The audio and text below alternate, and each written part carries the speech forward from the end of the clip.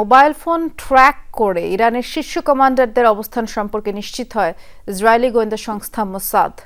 এরপর সেই অবস্থান লক্ষ্য করে চালানো হয় মিসাইল হামলা। বিবিসিকে দেয়া সাক্ষাৎকারে এমনটি জানিয়েছেন মোসাদের সাবেক উপপ্রধান রামে ইঘরা।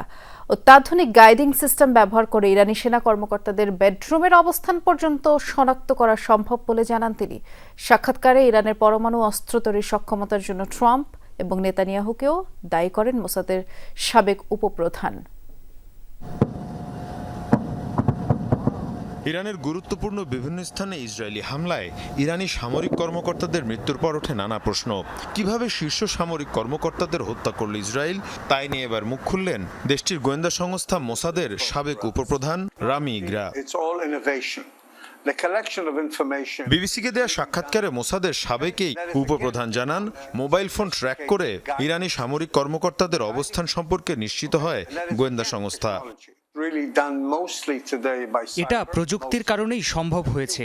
সাইবার জগতের কারণেই আপনার সব তথ্য সংগ্রহ করা যাচ্ছে। আপনি যদি একটি ফোন বহন করেন তাহলেই আপনার জীবনযাত্রা উন্মুক্ত হয়ে পড়বে। বিপ্লবী গার্ড বাহিনীর কমান্ডারদের ফোন থেকেই তার ঠিকানা এবং অবস্থান জানা যায়।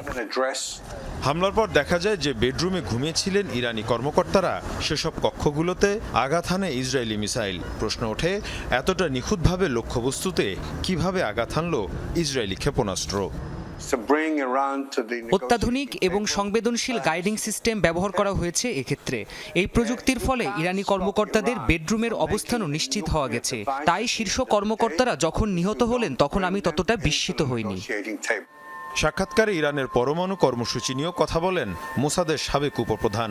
তার অভিযোগ, যদি ইরান পরমাণু অস্ত্র তৈরি করতে সক্ষম হয়, সেজন্য দায়ী থাকবেন ইসরায়েলি প্রধানমন্ত্রী নেতানিয়াহু এবং মার্কিন প্রেসিডেন্ট ট্রাম্প। ইরানকে পরমাণু অস্ত্র তৈরি করা থেকে সরানো সম্ভব নয়। আলোচনার টেবিলই হলো ইরানকে নিবৃত করার একমাত্র পথ। দেশটির কাছে এখন যে ইউরেনিয়াম আছে তার জন্য দায়ী হলো নেতানিয়াহু এবং ট্রাম্প, কারণ তারাই চুক্তি থেকে ইরানকে সরিয়েছে। তবে শীর্ষ সেনা কর্মকর্তাদের মৃত্যুতে ইরানের খুব বেশি প্রভাব পড়বে না বলেও জানান মোসাদের সাবেক এই উপপ্রধান। মীর মুশফিকা হাসান, যমুনা নিউজ।